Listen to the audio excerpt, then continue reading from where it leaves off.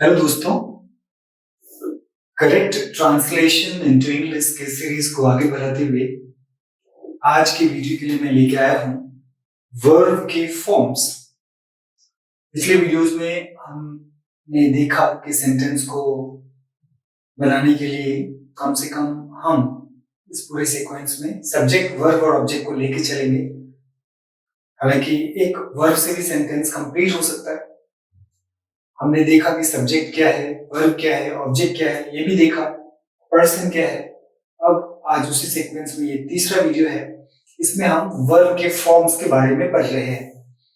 जब हम वर्ब के फॉर्म्स की बात करते हैं तो हमारे पास मेजरली दो कॉन्सेप्ट आता है। एक आता है टेंस और एक आता है वॉइस। टेंस का जब चर्चा करते हैं तो टेंस से क्या मीन करते हैं? टेंस का अर्थ होता है टाइम, मतलब वर्ब का फॉर्म टाइम के हिसाब से बदलते रहता है।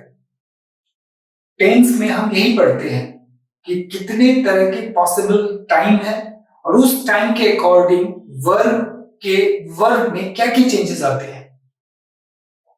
वैसे हम पढ़ते हैं कि tense, present tense, past tense, future tense, तीन कैटेगरी है। टाइम को रिप्रेजेंट करता है, लेकिन टाइम को रिप्रेजेंट करते हुए वर्ब के फॉर्म अलग हो जाते हैं। तो इसीलिए टेंस में बेसिकली हम टाइम के बारे में नहीं पढ़ते, बल्कि टाइम के अकॉर्डिंग वर्ब के जो डिफरेंट फॉर्म्स हो जाते हैं, मतलब क्रिया अपना रूप बदलती है, हम उसके बारे में पढ़ते हैं। तो आज की वीडियो में ऐसा पहला रूल हम पढ़ेंगे, मतलब पहला पार्ट पढ़ेंगे जिसमें हम देखेंगे कि वर्ब का कैसे उसका रूप बदलता है। हो सकता है कि ये पूरा रूल एक पार्ट में कंप्लीट ना हो, तो इसके लिए हो सकता है इसका पार्ट 2 भी बनाना पड़े। देखते हैं कहां तक आगे जाता है। तो समझ लेते हैं टेंस क्या है। टेंस के बारे में हम जानते हैं, पहले से जानते आ रहे, बचपन से पढ़ते आ रहे हैं। टेंस मतलब टाइम, राइट। तीन तरह के टाइम हो सकते हैं। एक टाइम जो बीत गया, एक टाइम जो चल रहा है, एक टाइम जो आएगा। जो बीत गया पास्ट टेंस, जो अभी चल रहा है प्रेजेंट टेंस, और जो आने वाला है उसको फ्यूचर टेंस। ठीक है, इस तरह से तीन टेंस हो गए, तीन टाइम हो गए। हर टेंस का अलग अलग कैटेगरी है। हर टेंस का चार कैटेगरी है। उदाहरण के तौर पे हम जैसे बात करते हैं प्रेजेंट टेंस की। प्रेजेंट टेंस की चार कैटेगरी है। क्या? Simple present, present continuous, present perfect, present perfect continuous. उसी तरह पास्ट टेंस के भी चार पार्ट है। सेम नेम होगा, बस प्रेजेंट के जगह में पास्ट आ जाएगा। Simple past, past continuous, past perfect, past perfect continuous. उसी तरह फ्यूचर टेंस के भी चार पार्ट है, like simple future, future continuous, future perfect, future perfect continuous. इस तरह से तीनों ही टेंस में चार कैटेगरी, मतलब 12 कैटेगरीज हो गए। 12 कैटेगरीज में वर्ब के 12 फॉर्म्स होते, मतलब 12 रूप से वर्ब अपना रूप बदल सकता है। और उन 12 रूप के लिए वर्ब को कुछ ना कुछ ट्रीटमेंट देना पड़ेगा। उसी को जान लिया, मतलब टेंस जान लिया। अब बोलेंगे टेंस की क्या जरूरत है? पहले बताया, सेंटेंस को बिना वर्ब के कंप्लीट नहीं कर सकते। तो वर्ब का चूंकि अलग अलग टाइम के हिसाब से फॉर्म बदलता है, इसीलिए आपको वर्ब के फॉर्म्स को जानना होगा ताकि आप सेंटेंस को करेक्टली एक्सप्रेस कर पाए, क्योंकि यही होना है। उस 12 कैटेगरीज के अलावा कोई एक्स्ट्रा है नहीं। इसीलिए हम जब वर्ब फॉर्म की बात करते हैं तो हम टेंस पढ़ते हैं। हम टाइम पढ़ रहे हैं, लेकिन टाइम क्यों पढ़ रहे हैं? क्योंकि वर्ब टाइम के हिसाब से अपना फॉर्म बदलता है, इसीलिए हम वर्ब के फॉर्म्स को टेंस में पढ़ते हैं। जब हम टेंस की बात कर रहे हैं तो आप कंफ्यूज नहीं होना, हम वर्ब ही पढ़ रहे हैं। बहुत इजीली हम समझेंगे, बहुत इजी वे में चीजों को प्रेजेंट करने की कोशिश करूंगा, आपको समझ में आएगा। अब पहला पार्ट, जैसे हम कहते हैं सिंपल प्रेजेंट, 12 कैटेगरी पढ़ेंगे प्रेजेंट टेंस का। पहला कैटेगरी सिंपल प्रेजेंट। तो आज की वीडियो में हम फोकस करेंगे सिंपल प्रेजेंट टेंस। और क्वेश्चन है, सिंपल प्रेजेंट टेंस क्या है? सिंपल प्रेजेंट टेंस क्या है? देखिए, हम ऐसे डे टू डे लाइफ में हम इस तरह के सेंटेंस का प्रयोग करते हैं जो वर्ब के नियमितता को बताता है। जैसे मैं आपसे अगर पूछूं कि आप रोज सुबह उठते हैं, राइट, मान लेते हैं आप एक पर्टिकुलर टाइम में उठते हैं, तो वो व्यक्ति क्या बोलेगा? उससे पूछा जाए कि आप उठने के बारे में, सुबह उठने के बारे में बताओ, तो क्या बोलेगा कि मैं रोज सुबह इतने बजे उठता हूं। क्या वो ऐसा बोलेगा कि मैं रोज सुबह इतने बजे उठ रहा हूं, या इसके अलावा कोई और सेंटेंस का प्रयोग करेगा? वो यही बोलेगा ना कि मैं रोज सुबह उठता हूं।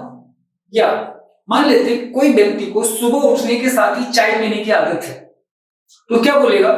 मैं सुबह उठते ही चाय पीता हूं, ये बोलेगा ना। ऐसा तो नहीं बोलेगा कि मैं रोज सुबह उठते ही चाय पी रहा हूं, या चाय पी चुका हूं, या मैं चाय पीऊंगा, ऐसा कुछ नहीं बोलेगा। वो क्या बोलेगा? मैं रोज सुबह उठते ही चाय पीता हूं। नहीं।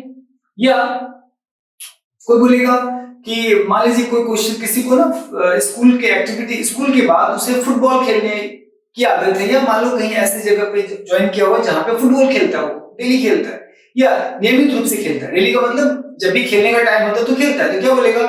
मैं फुटबॉल खेलता हूं, या मैं क्रिकेट खेलता हूं, यही बोलेगा ना।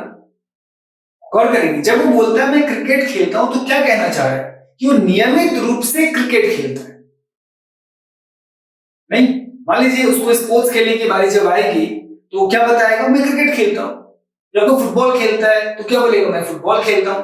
और हम भी क्वेश्चन में क्या कर रहे हैं? कोई खेलता है मतलब क्या? नियमित रूप से खेलने की जो आदत है, नियमित रूप से जो खेलता है, या नियमित रूप से जो पर्टिकुलर खेल को आदतन करता है,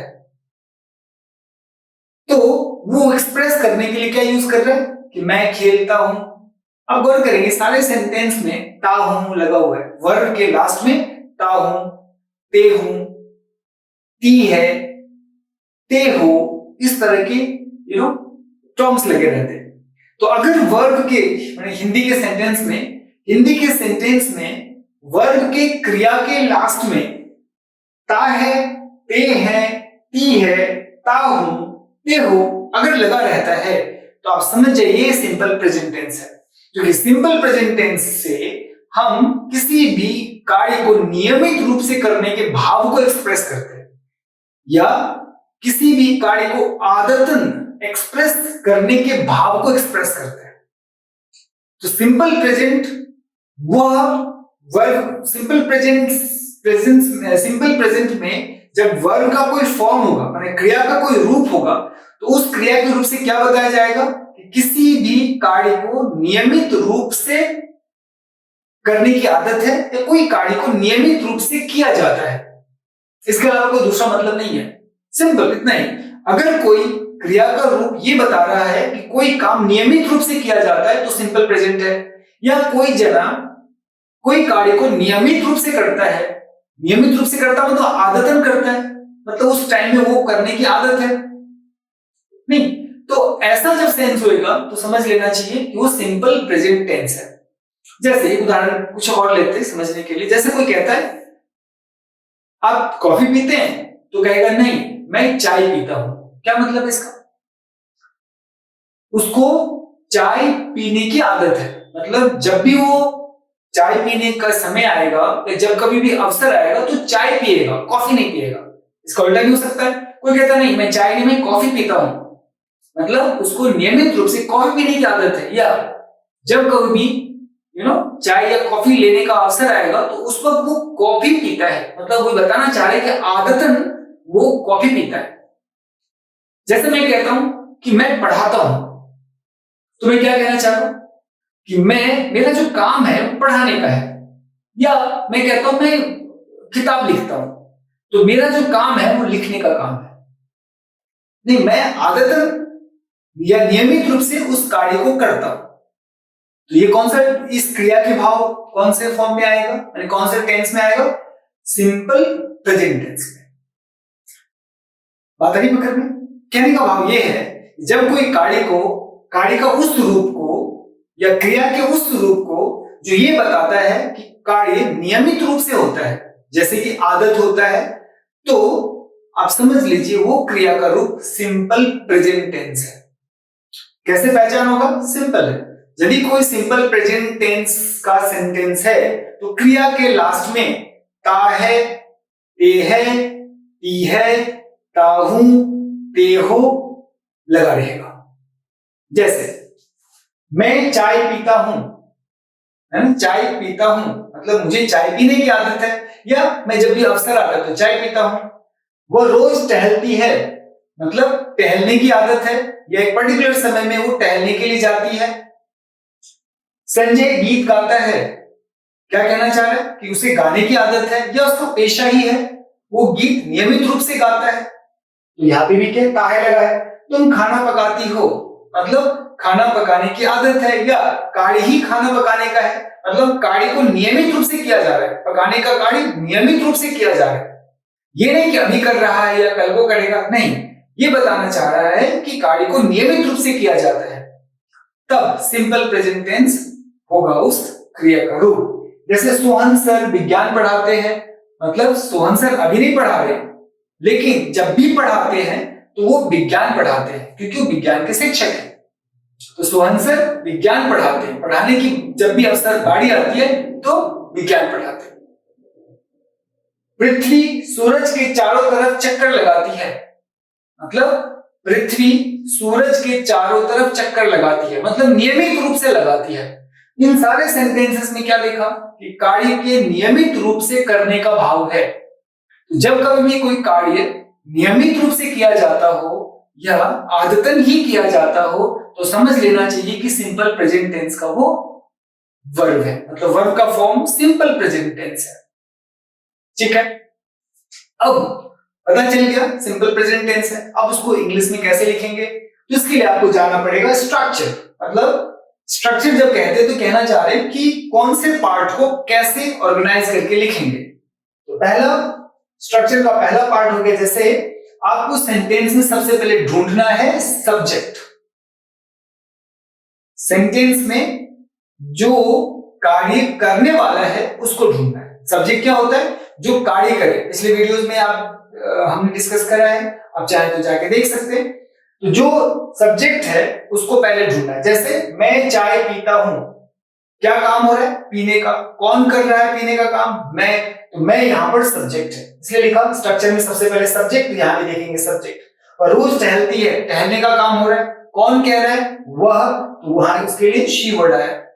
संजय गीत गाता है, क्या चीज का काम हो रहा है, गाने का काम हो रहा है, कौन कर रहा है गाने का काम, संजय, तो संजय यहाँ पर सब्जेक्ट है।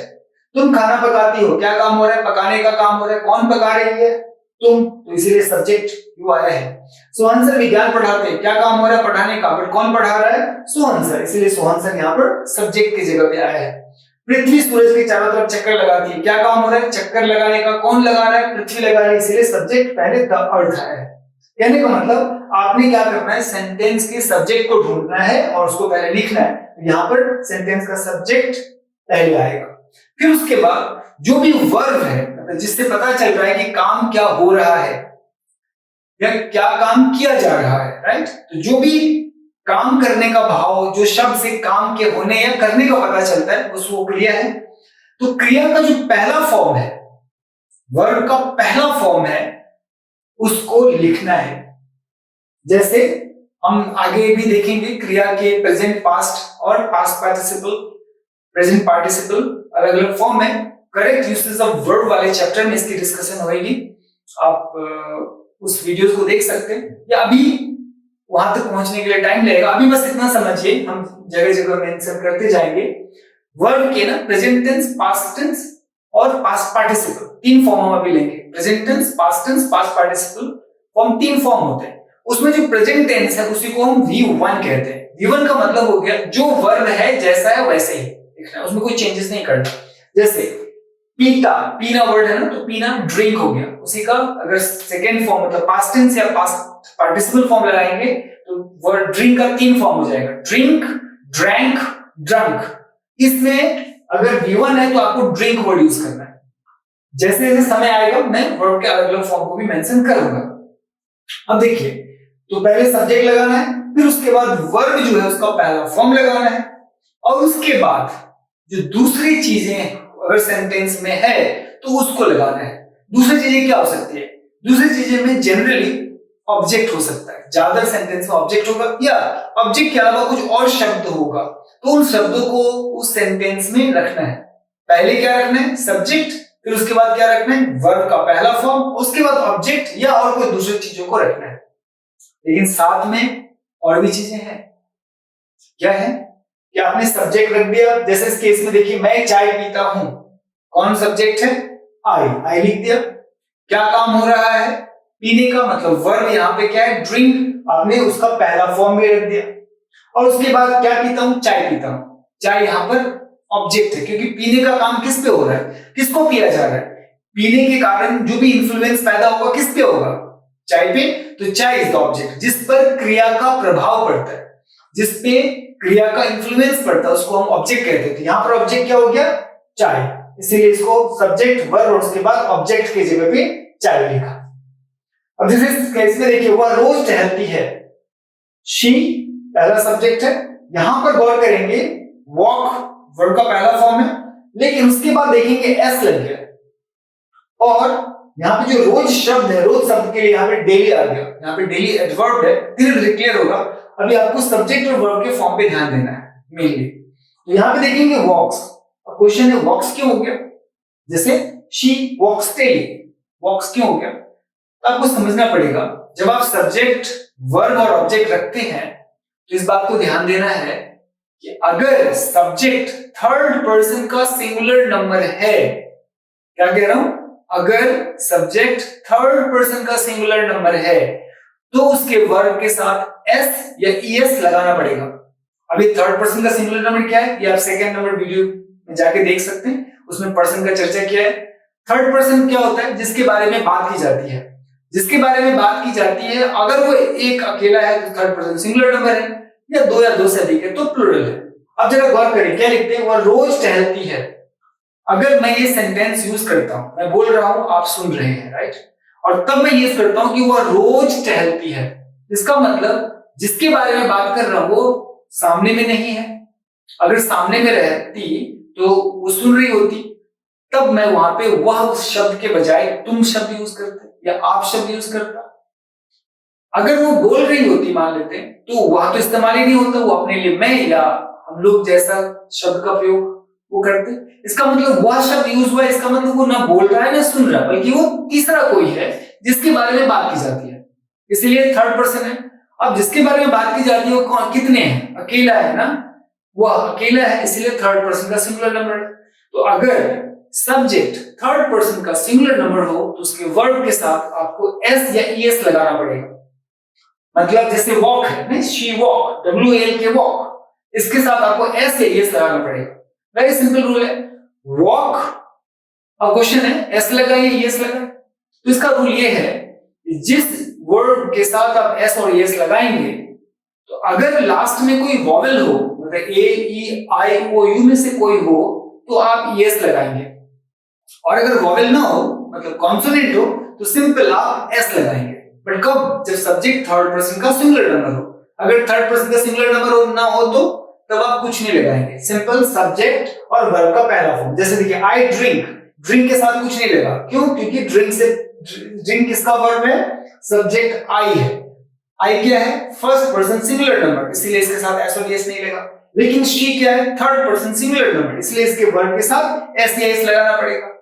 एस और एस का मतलब हो गया किसके साथ एस लगेगा? जिसके साथ आप एस लगाना चाहते हैं, एस लगाना चाहते हैं। अगर उस वर्ब के लास्ट में वॉवेल हो तो आप एस लगाएंगे, कॉन्सोनेंट हो तो एस लगाएंगे।